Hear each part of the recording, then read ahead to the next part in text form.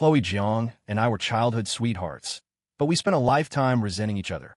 She resented me for taking it upon myself to restore her memories, a decision that led her idealized love to jump from a building. I resented her for breaking her promise, for swearing to love me forever only to fall for someone else after her amnesia. In 10 years of marriage, we were glaciers, the most familiar of strangers. But when I was diagnosed with ALS, and the entire city was telling her to file for divorce, Khloe was the one who, behind my back, made a pilgrimage to a remote chapel, praying for a day and a night on her knees, begging for a miracle that would let me live. On my deathbed, she sat by my side through the night, a silent, hollowed-out sentinel. She pressed her forehead to mine, her whisper a ghost in the room. Leo, I fulfilled every one of my duties to you in this life. If there's a next one, I hope you won't make me remember. Let me have him. A tear slid from the corner of my eye. I finally understood that I never should have shackled her to me with the bonds of our teenage love. When I opened my eyes again, I was back on the day I found her. This time, I chose to let her go. I would not restore her memory. I would let the love of my youth run toward her new horizon. Ms. Jeong has lost her memory. She refuses to come back with us. But we've contacted the most renowned neurologist in the country. We can have her memory restored in no time. The conversation was identical, a perfect echo of the day I found the missing Khloe Jeong in my past life. Except this time, the ecstatic urgency I'd felt then was gone. I shook my head, refusing. I did two things. First, I went to the hospital for the most thorough physical examination of my life. Second, I took the confirmed ALS diagnosis to Khloe's parents and asked to break off our engagement. Khloe's mother grabbed my hand, her eyes turning a painful shade of red as she shook her head. We can't end it, Leo. Khloe adores you. She would never marry anyone else. I didn't speak. I just showed them a photograph on my phone. In the picture, Khloe was gazing at a man in a merman costume at the New England Aquarium, her eyes soft and utterly captivated. Instead of forcing her to marry a man with a terminal illness, I said, my voice thick, let's maintain the status quo.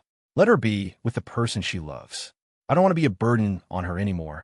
In my last life, after Khloe vanished, I spent 5 years searching for her. I finally found her living with Ethan Cole, the two of them blissfully in love. I ignored Khloe's wishes and hired a specialist to force her memories back through hypnosis. The day her memory returned was the day Ethan Cole killed himself. From then on, a chasm opened between Khloe and me, one that could never be crossed. 10 years of a marriage colder than a Boston winter. It wasn't until I was diagnosed with ALS that things changed. Khloe cared for me for 7 years, feeding me, bathing me, taking me to healers and shrines. But I knew she did it all out of a wife's sense of duty, not out of love. Forcing back the tears, I choked out the words. There's no future for me and Khloe. This time, I wouldn't make the same mistake. After leaving the Johns Beacon Hill brownstone, I went to find Ethan Cole. When he saw me, he frantically tried to send Khloe away. He rushed his defense. It wasn't my fault. I didn't hide her on purpose. You and I both know the truth, I said calmly. Seeing he couldn't hide it, Ethan's lips pressed into a thin line. He decided to just go for broke, his voice rising with emotion. Leo Vance, I know she's only ever had you in her heart. The second she gets her memory back, she'll drop me and run right back to you. But I've been in love with her since the first day of high school. All these years, I never got a single glance from her. I finally have this chance. I just wanted her to stay with me for a few more days. That's it. Just a few more days. His voice cracked at the end, a sob hiding in his throat. I listened quietly, but my gaze went past him, settling on Khloe, who stood just behind him. Her eyes were dark, fixed on me, her entire body tensed like a bowstring. She looked like she was bracing for a storm. The girl who once followed me around like a shadow was now someone else's guard dog, ready to pounce and tear a chunk of flesh from me if I made a single move against Ethan. I couldn't name the feeling in my chest. I only knew that, in this second life, I couldn't be selfish and tie her to my side again. I managed a faint smile and said to Ethan, you don't have to be afraid. I'm not here to break you up. I'm here to take you both back to the Jeong family. Ethan stared, stunned. Both of us? He asked, disbelieving. Yes, I nodded. You're the man she loves. If we left you behind, she wouldn't come with us. My voice was placid. Go pack your things. You're going back to her family's home with Khloe. Her parents know about you. They won't object to your relationship. A wave of pure joy washed over Ethan. He grabbed Khloe's hand, beaming at her, before turning to quickly pack his things. Only then did Khloe seem convinced I meant Ethan no harm. She bit her lip, her posture relaxing slightly. I'm sorry, she said. For a second, I thought you were going to hurt him. Her entire emotional state revolved around Ethan now. No one remembered how it used to be. When Ethan would pester her endlessly, she would dive into my arms, putting on a show of being aggrieved, urging me to play the part of the official boyfriend and stake my claim. You have to tell them I belong only to you, she'd command, and be fierce about it. She would even scrunch up her face in a mock snarl for me to imitate. We would always end up collapsing in laughter, wrestling on the couch. What a shame. Khloe Jeong didn't belong to me anymore. I forced a smile and took them back to the Jeong residence. When it came time to introduce me, the family hesitated, unsure what to say. I spoke up first. I'm a friend you grew up with. I always thought of you as my little sister. You even promised you'd find me a girlfriend, remember? But then you lost your memory, and it's been on hold ever since. Hearing this, the faces of those in the room who knew the truth twisted with complex emotions. But Khloe didn't suspect a thing. You got it, she said, joking back. Once things settle down, your little sis will get right on finding you a girlfriend. I was woken in the middle of the night by the glare of a fire. Pushing open my door, I saw that everything connecting me to Khloe was burning in a bonfire on the lawn. Photos of us growing up, academic awards we'd won together, even the little carved wooden doll she gave me when she first confessed her love. Every single item was crackling as it turned to ash. A sharp pain lanced through my chest, as if a hand had squeezed my heart. Just then, Khloe turned to look at me. Before, when we didn't have partners, being so close didn't seem weird, she said. But now Ethan is living with me, and seeing these things makes him unhappy. So I'm burning them. I hope you don't mind. I clenched my fists so tightly my knuckles went white, trying not to let her see how wrecked I was. It's fine, I replied softly. You can burn the stuff from my room too. I went back inside, gathered every memento of her, and threw it all onto the pyre. The flames licked at me, sending out waves of heat, but I felt like I was submerged in ice water. For the next several days, the sounds of construction filled the estate. The courtyard of hydrangeas Khloe had planted for me was ripped out and replaced with roses, Ethan's favorite. The glass solarium where we used to play piano and watch the sunset was demolished to build a swimming pool for Ethan's exercise. Even the wisteria trellis where we first knew we were in love was torn down to dig a koi pond that Ethan wanted. The day they were putting in the pond, Ethan stopped me in the yard. He held his head high, deliberately showing off a ring on his finger. Khloe found the design for this ring in her room. She said she could tell it was meant for a future husband, so she stayed up for nights making it by hand. She proposed to me with it. He wiggled his fingers. What do you think? It's beautiful, isn't it? The design was of a bird and a fish, my old favorite motif. I nodded, my tone sincere. It's beautiful. It looks good on you. Ethan's face darkened instantly.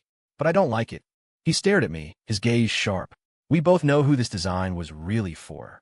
You keep saying you have no feelings for Khloe, but all her past feelings for you are a ticking time bomb. It makes me nervous. So what do you want to do? I asked. I want.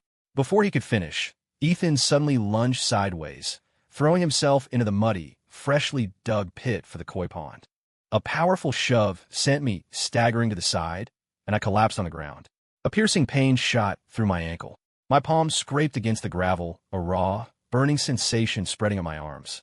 Before I could even get up, I saw Khloe dive into the pit like a woman possessed. When she dragged Ethan back onto grass, they were both covered in foul-smelling mud and water. Khloe didn't care about her own state. She frantically wiped the grime from Ethan's face, her voice filled with panic. Ethan, are you okay? Did you swallow any water? Do your eyes hurt? Are you cut anywhere? It took Ethan a moment to recover. He shook his head, his lip trembling as he looked at Khloe, tears streaming down his face. I'm okay. It's just the ring you gave me. Someone threw it in the water. I fell in trying to get it back. Khloe, your family doesn't want me here, he said, his eyes red-rimmed. Can we just go back to our apartment? At least no one bullies me there. His pitiful act immediately captured Khloe's heart. Her expression turned to ice. Who for your ring? Who's bullying you? Ethan pursed his lips and said nothing, just shot a timid, frightened glance in my direction. The accusation in that look was unmistakable. Clutching my now swelling ankle, I spoke in disbelief. It wasn't me. Khloe's gaze shot toward me, so cold it was like being stabbed with an icicle. I have no reason to steal the ring. I explained, my voice hoarse. You know what you did, Khloe said flatly. She helped Ethan to his feet, then gave a sharp nod to the family security guard. Whoever threw the ring in can go find it themselves. The guard understood immediately. He grabbed me by the arms and tossed me into the pit. The winter water was bone-chillingly cold. The moment I hit it, I started shivering uncontrollably. I tried desperately to crawl out, but a hand pressed down on my shoulder, forcing me back in. Mr. Vance, we can't let you out until you find the ring, the guard said, his voice devoid of any warmth. If you want this to be over sooner, you'd better start looking. I bit my lip and resigned myself to it, searching through the sludge. My fingertips, numb from the cold, fumbled through the icy mud over and over. Filthy water soaked through my sleeves, and my hands grew so stiff they lost almost all feeling. I searched from dawn until dusk. It wasn't until just before Khloe's parents were due home that my fingers finally closed around the ring. Clutching in my hand, I dragged myself to Khloe's door and knocked softly. When she opened it, she looked at me with dark, unreadable eyes. We'll let it go this time. From now on, stay away from Ethan. As she spoke, she took the ring, and with a flick of her wrist, tossed it out the long hallway window into the deep darkness of the night. Ethan doesn't like this design, she said. I'll design him a new one. I watched the ring I'd spent all day searching for vanish into the blackness, and a grim smile touched my lips. Of course, since she had decided the past was a burden, she couldn't tolerate a ring that carried the mark of those old memories. Although Khloe's parents always had reservations about Ethan, they couldn't fight Khloe's insistence. So, holding their noses, they began to plan a lavish engagement party. The party was a spectacular affair, but the guests kept shooting glances in my direction. Poor Leo Vance.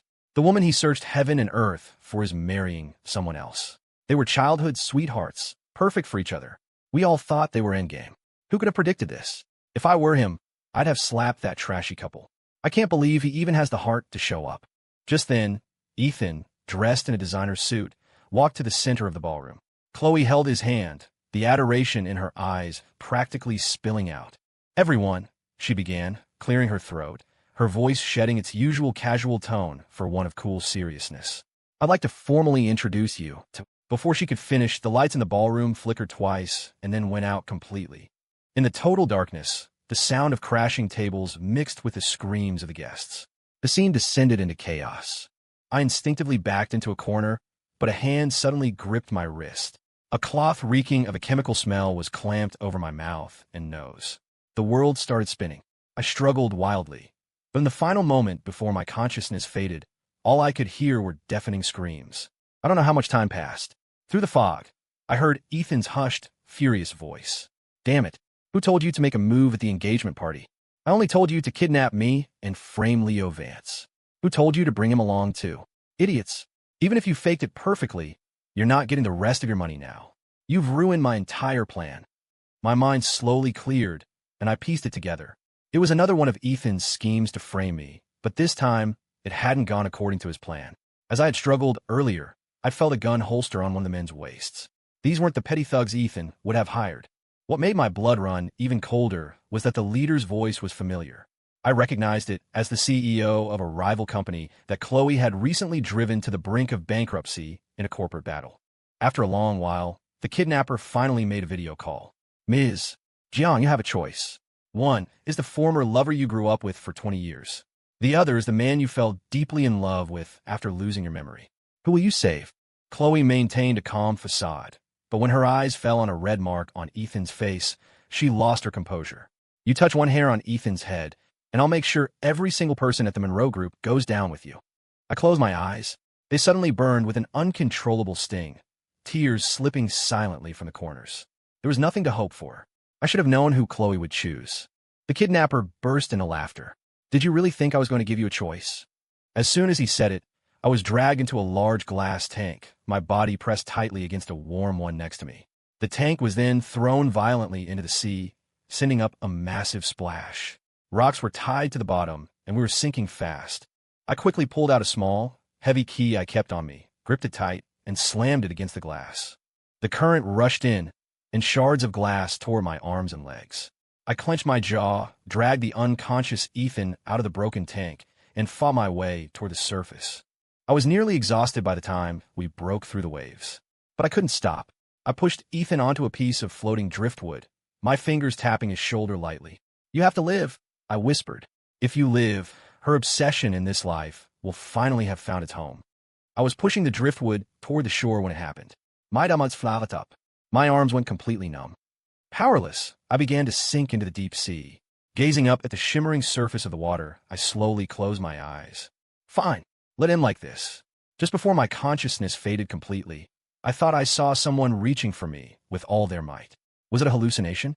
The next time I opened my eyes, I was staring at the sterile white ceiling of a hospital room.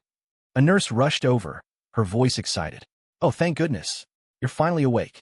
You've been unconscious for 2 days. If you hadn't woken up, the hospital was going to stop your antibiotics since you're a John Doe. With a lung infection like yours, that would have been a major setback. Did anyone come see me while I was out? I asked, my voice a rasp. No, I'm afraid not, the nurse said with a sigh. It's so sad. The other young man who was brought in with you just swallowed a little water, and his girlfriend immediately arranged for a VIP suite and hasn't left his side. I was stunned for a moment, then a small, resigned smile touched my lips. Just then, there was a soft knock on the door, and a familiar voice called out, Leo. My head snapped up. When I saw the beautiful figure standing in the doorway, the tears I'd been holding back finally broke free. I couldn't reach you, so I came to find you myself, the woman said, walking to my bedside and pulling me into a tight hug. She gently stroked my hair.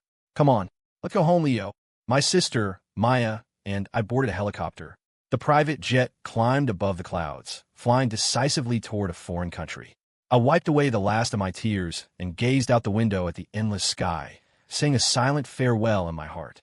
Khloe Jiang, I've given you your happiness with Ethan Cole. From now on, we will never see each other again.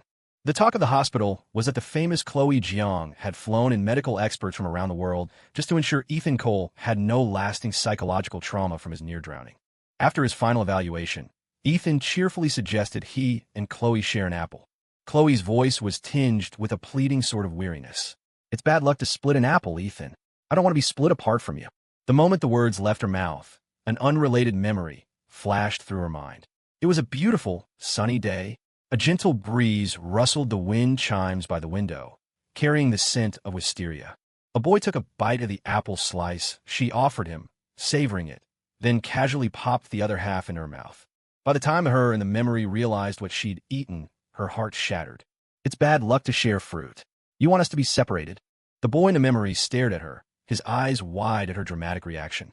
But his face was shrouded in mist. She couldn't see it clearly. Khloe Jiang, are you really that scared of being apart from me? Of course. And I will never, ever give you the chance to leave me. Khloe instinctively pressed a hand to her chest, where her heart was hammering from the memory.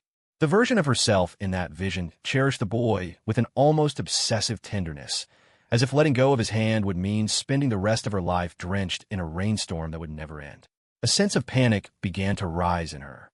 Who was that person? Was it Leo Vance? The familiar unease washed over her again, more powerful than ever before. It felt as though something incredibly important was slipping away from her, piece by piece. She thought back to the kidnapping at the engagement party. The moment Leo and Ethan were thrown into the sea, her heart had felt like it was being crushed by an iron fist.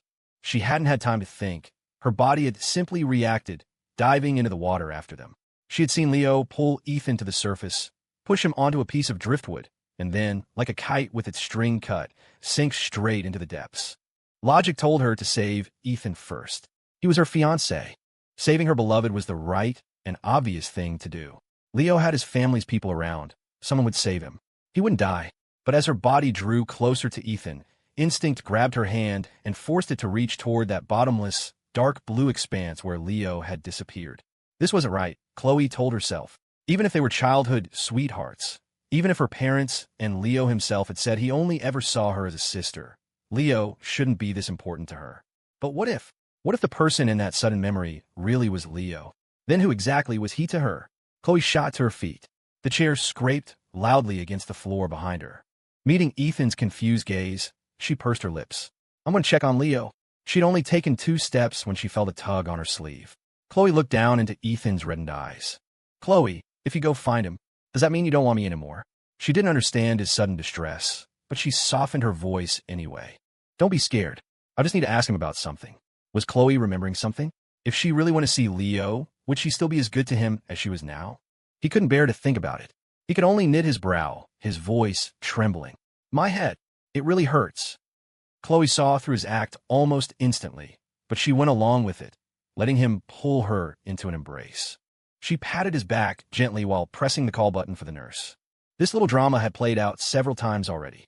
Whenever she showed any sign of wanting to find Leo, Ethan would feign illness to distract her. After a while, Khloe began to see the pattern. Ethan was afraid of Leo. But if Leo was really just her childhood friend, why would Ethan be so terrified? The tangled thoughts knotted in her mind. A wild idea even surfaced, one she quickly suppressed. If she had truly loved Leo in the past, how could he possibly have tolerated her being with Ethan? She silently brushed a stray lock of hair from Ethan's forehead, watching his fluttering eyelids, knowing he wasn't really asleep. Ethan was the man she had chosen, her love for this lifetime. Even if she went to Leo and clarified their past, what would change? It would only hurt Ethan. It wasn't worth it. Khloe decided to drop the subject of finding Leo, continuing to treat Ethan with the same attentive care as before. But the more she tried to be rational, the more her thoughts drifted uncontrollably. If Leo really was her past love, what did her falling for Ethan mean to him? As her mind wandered again, Ethan pouted, his nails digging into his palms as he put on a complaining tone. "Khloe, you're not listening to me again. Do you not love me anymore?" Khloe snapped back to the present, pursing her lips. "Sorry, do you remember what I was just saying?" She shook her head honestly. Ethan sighed. "I've been having nightmares lately. Let's go to that retreat in the Berkshires for a while, okay? I heard the peace charms they have there are really powerful. Maybe if I get one, the nightmares will stop." Khloe was silent for a moment before nodding. Okay, they went to the mountain retreat, a historic church famous for its tranquility. Khloe got a blessed charm for Ethan.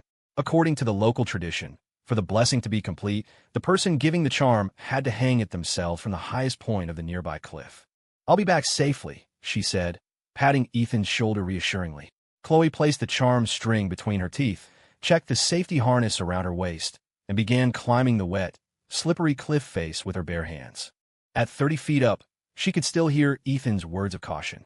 At 150 feet, the wind drowned out all other sounds. At 300 feet, fragments of memory suddenly exploded in her mind. Miss Khloe used to do all sorts of things for Mr. Leo, planting the whole yard with wisteria, releasing thousands of river lanterns. It was a lot of work for us to clean up. It was the idle chatter of the old family housekeeper. At the time, she'd paid it no mind, but now, every word was crystal clear. Finally, she reached the top of the cliff. She let out a breath of relief and carefully tied the blessed charm to an old pine tree at the edge. As she turned to descend, the safety rope at her waist suddenly made a sharp snap. A feeling of weightlessness seized her. Before Khloe could even scream, she was plummeting like a broken doll. The deep green water of the reservoir below swallowed her whole. In the instant before suffocation set in, she saw the shimmering reflections of a few lotus-shaped lanterns on the chaotic surface of the water. The floodgates of her memory burst open. It was a hazy night, and a sky full of floating lanterns illuminated a young man's tear-filled eyes.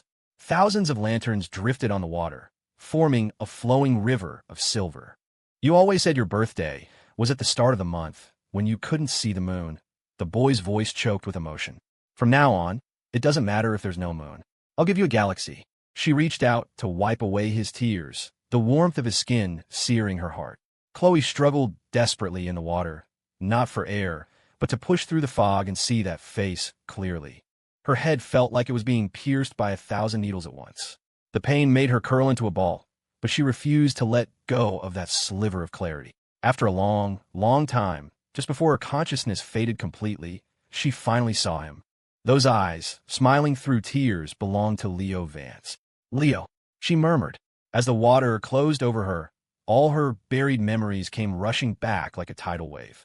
The days in London had stretched into what felt like a century, from the initial struggle to adjust to a new, fragile stability. My stepsister, Maya, took impeccable care of me. She accompanied me to countless hospitals, created meal plans based on doctors' orders that were precise down to the gram, and even managed to hunt through all of London's Chinatown for the exact dried bamboo shoots and cured pork after I'd idly mentioned craving a specific soup from home. Maya's skill in the kitchen was born from hardship. Years ago, after our parents' car crash, I had locked myself in my room, refusing to eat. It was Maya, barely an adult herself, who had awkwardly tied on an apron and taught herself, recipe by recipe, how to make all my favorite foods. Back then, I clung to a doll my mother had left me, cry myself to sleep every night. It was Maya who silently packed away our parents' belongings, shouldered the weight of the family business, and shielded me from the world, becoming both a sister and a mother, single-handedly holding my world together. The sense of security I felt with Maya was bone deep. I rested my chin on my hand and gazed out the window. The neighbors' kids had built a row of snowmen with red scarves, their round, pudgy forms endearingly clumsy. I couldn't help but laugh. "Maya, I want to go play in the snow, too," I said, looking at my calm, collected sister with pleading eyes.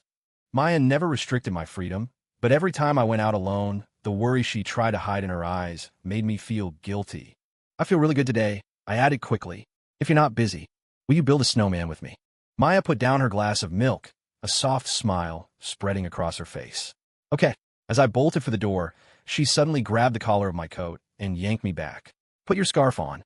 Before the words were even out, a thick scarf was already wrapped around my neck, followed by insulated gloves, fleece-lined boots, and fluffy earmuffs. Finally, she zipped me into a knee-length down jacket. Only when I was bundled up like a sausage roll did she pat my head, satisfied. "Who needs a girlfriend when I've got you, huh?" I paused, then said it with deliberate lightness. "The care, the protection, even this feeling of safety, it's exactly the same as what I used to get from Khloe."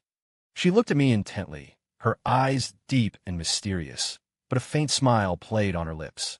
"Perhaps Khloe and I aren't so different after all." After saying that, she bent down to tie the straps of my hat under my chin, as if her profound statement had just been a casual remark. But I was frozen in place, feeling as though something had just struck me in the chest. What did Maya mean? The same as Khloe? That one day she would forget me too? That she would hurt me for someone else? No. I immediately dismissed the thought.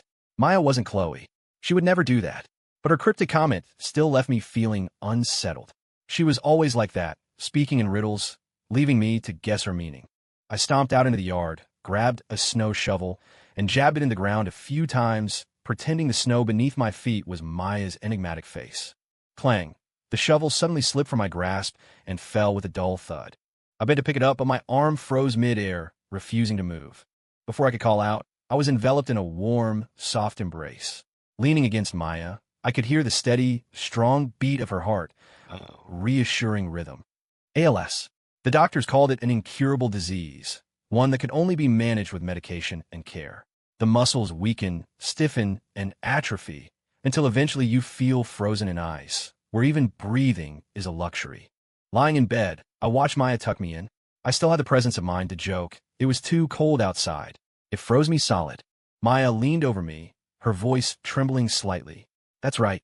When the weather gets warmer, you won't be frozen anymore." This time, it was my turn to be silent.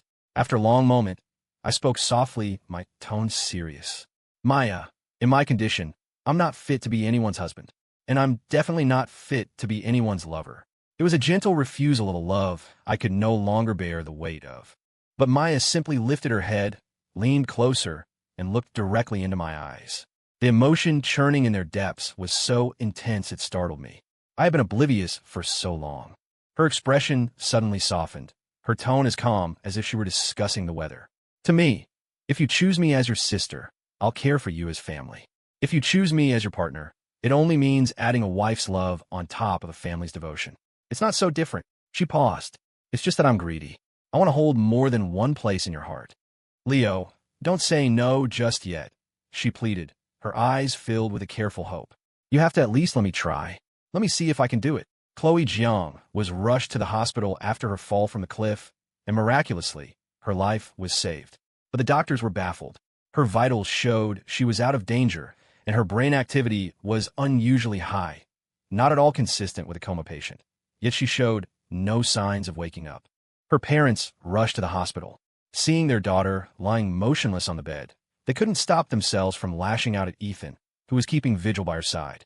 "I told you he was a curse. But Khloe was so bewitched by you she couldn't see straight. If we hadn't listened to Leo back then, if we hadn't given up on finding a doctor to restore Khloe's memory, we never would have brought you into our home. None of this would have happened." They sank into their chairs, their voices filled with regret. When Khloe was with Leo, things like this never happened. We should have never listened to Leo. Leo. The name echoed in Khloe's mind with a dull, aching familiarity. A slender, bright figure emerged from her memories. The young man stood amidst a yard full of hydrangeas, smiling at her. "Khloe, the orchids in the solarium are blooming. Let's go see them together." Khloe watched herself walk eagerly toward him, but the moment she touched him, he shattered into a cloud of butterflies that flew away. His sad, clear sigh drifted through the air. Khloe, there's no future for us. Leo.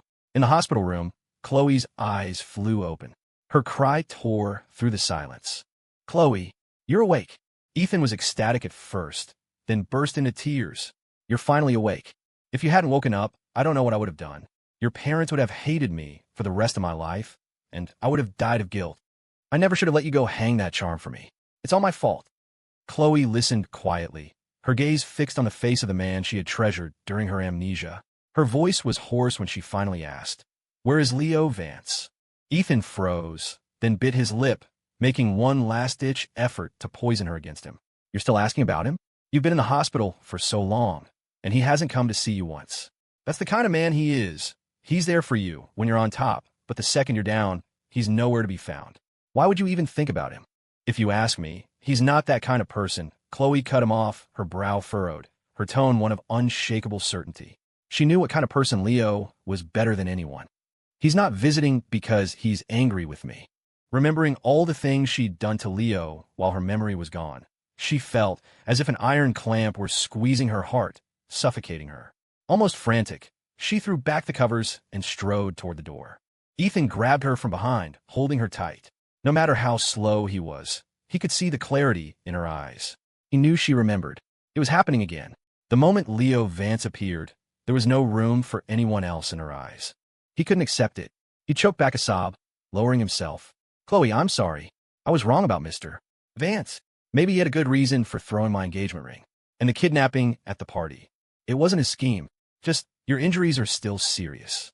When you're better, I'll go with you to apologize, okay?" Khloe could easily see through his manipulative retreat. She pried his fingers off her, one by one, her voice as cold as ice.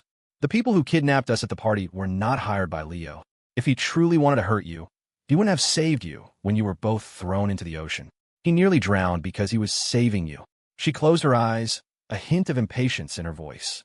"Ethan, I don't want to argue about why I ended up with you when I had amnesia." The expression on Ethan's face shattered. "What did you just say?" Khloe gave him one last, long look, shook off his hand, and walked out. "If you go to him, then what am I?" Ethan screamed after her. The words pierced her ears, but Khloe didn't turn back. An unspeakable terror washed over her. It was a question she had asked herself before she regained her memory. If Leo was her past love, then what did that make her? The version of her who fell for Ethan, to him. A traitor. An unforgivable one. She couldn't bear to imagine Leo refusing to forgive her. This was the man she had cherished, the man she had sworn to marry. In the past, she would ache if he so much as frowned, and now, she had been the one to wound him so deeply. At the entrance of the Jiang family home, Khloe knelt before her parents. "Mom, Dad, just tell me where Leo is. I promise I'll make it right." Enough. Her mother couldn't take it anymore. She pulled Khloe up by the arm, her eyes filled with a sorrow Khloe couldn't comprehend. "Leo broke off the engagement with you right after you lost your memory. Even if you make it right, what's the point? He's not coming back." Her voice dropped, filled with an endless exhaustion. "He didn't want to be a burden on you. That's why he convinced us to give up on restoring your memory. That's why he chose to leave the country." "A burden?" Khloe repeated the words as if they had burned her. Her mother closed her eyes and took a deep breath, finally telling her the whole truth.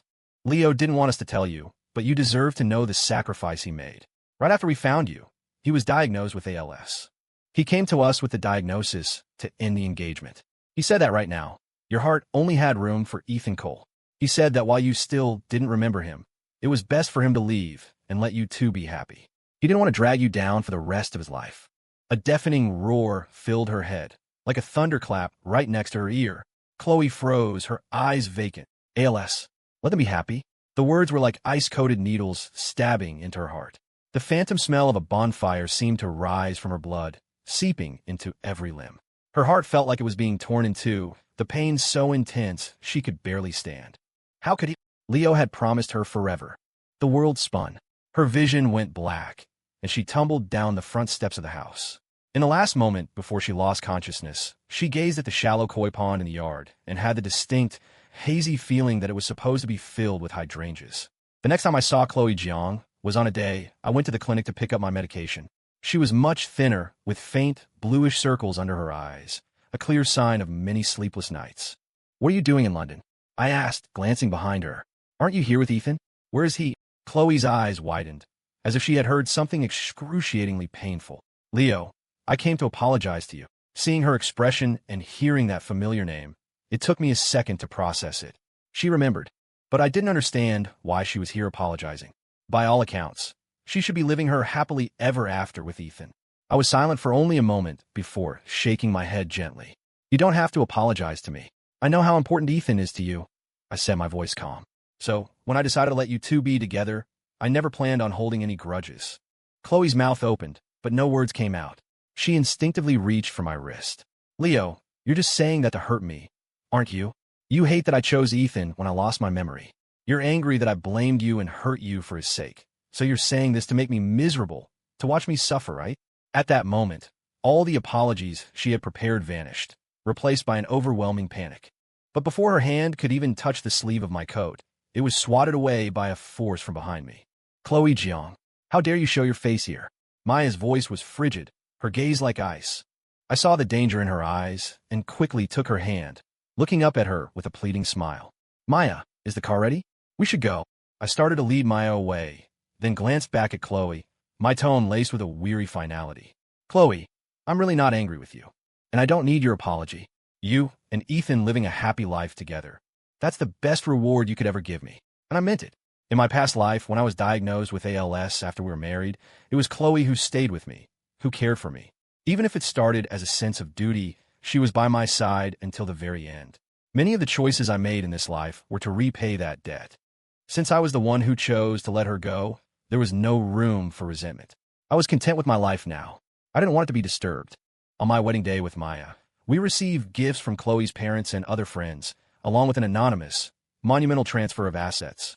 It was Chloe's entire stake in the Jeong family corporation. Sent with the stock contracts was a small, carved wooden sculpture of two dolls sitting on a wisteria swing. Maya, in a fit of jealousy, threw out. I didn't pay it much mind. Guided by the efficient, I looked calmly into Maya's eyes. I, Leo Vance, take you, Maya Lin, to be my wife, to have and to hold from this day forward for better, for worse, for richer, for poorer, in sickness and in health, to love and to cherish, until death do us part. As the words settled, the light in someone's eyes in the back of the church went out completely. During the countless days she had spent watching over Leo from afar, Khloe had asked herself more than once, should she just kidnap him? Keep him by her side by force? He might hate her for it, despise her, but at least he would be hers. The possessiveness would swell into a tidal wave whenever she saw him smiling so brightly at Maya. But every time the image of Leo, helpless during one of his episodes, flashed in her mind, Chloe's hands would tremble, and she would lower the phone where a message was already drafted. She knew better than anyone that Leo hated when people saw him in that vulnerable state. Yet he never pushed Maya away during those times. He would even lean into her embrace, seeking comfort. When he was with Maya, the light in his eyes and the smile on his lips were relaxed, free, without a trace of darkness. She couldn't take that happiness away from him. Khloe remembered the moment she first fell for Leo. All she had wanted was for this boy to keep smiling that sweetly, forever. That was all. Now, Leo didn't love her anymore. She couldn't give him the joy he wanted. So, the least she could do was not destroy the happiness he had found. Let be. She had told herself that 1,000 times. She would watch over him until his wedding day, see him find his own happy ending, and then she would make a graceful exit. But now, on the actual day, Khloe finally understood the heart-ripping agony of what she had lost. If only she hadn't lost her memory, Leo would have been her husband. If only she had been able to break free from Ethan's manipulation, perhaps Leo would have waited for her a little longer. In the end, she had no one to blame but herself. She clutched the wooden dolls that Maya had discarded, which she had retrieved from the trash, and fled the wedding like a deserter. After returning to the States, she didn't go back to her family home. She went straight to the mountain retreat, where she had fallen from the cliff. Khloe bowed deeply to the abbot. If I were to trade the rest of my life for a chance at another, is it possible? The abbot looked at her with compassionate eyes, his voice calm and even. My child, the cause is the effect, and the effect is the cause. You pray for a next life, but how do you know that this life is not the one you prayed for in your last? At first, Khloe didn't understand the depth of his words. Not until an ordinary night, weeks later, she was scrolling through Instagram and saw a new video Leo had posted of a puppy. A fond smile was still on her lips when a heavy wave of drowsiness washed over her. In a daze, she saw a completely different life unfold, as if she were a spectator. In that life, her parents had forcibly brought her home, and she regained her memory much sooner, marrying Leo without issue. Shortly after the wedding, Leo was diagnosed with ALS, but he didn't see it as a burden like he had in this reality. Instead, he smiled and said they would face it together. She heard herself telling him, "Our love is strong enough. We won't be defeated by hardship. Whatever mountains or seas lie ahead, I will cross them with you." The words were full of devotion, but only the spectating Khloe knew that as she said them, her heart was already a pool of stagnant water. Ethan Cole was dead, and her kindness to Leo was nothing more than the fulfillment of a duty. She had carried Leo on her back, making pilgrimages to every mountain shrine, tracing the word for life on ancient stones with his hand, praying for his health and longevity. But no one knew that after every mountain, she would find a hidden place and write a prayer for the dead for Ethan Cole, hoping that in his next life he wouldn't die for her, hoping they could have a different ending. After Leo passed away, she burned all the prayers she had written for Ethan. In the glow of the massive fire, a serene, powerful voice echoed, "As you wish." The scene shifted abruptly. It was Leo, reborn, calmly telling his people to call off the doctors who were meant to restore her memory. Gasp! Khloe jolted awake, breathing heavily. The vast darkness of the night enveloped her. Her limbs tingled as if gnawed by ants, a soul-deep tremor shaking her to the core. Her heart hammered in her chest, each beat deafening. She dazedly placed a hand over it, where the pain had long since turned to numbness. Khloe tried to smile, but the expression froze on her face as her eyes began to redden. So, this was all. What I asked for. It was she who had been blind, unable to see her own heart's truth, unable to solve the puzzle of her own love. Every bitter consequence was of her own making. The next morning, Khloe went to the mountain monastery again and calmly told the abbot, "I want to take holy orders." The abbot clasped his hands together. "As you wish. My name. May I choose it myself?" "You may. Then let it be Leona." Leo was for the man she had lost. The life, for the one she had prayed away. For the rest of her days, she would sit before a flickering candle and a silent statue, praying for his soul. She would pray that in his next life, Leo Vance would be free from sickness and sorrow, that he would be safe and sound, that he would find someone true and live a life full of joy.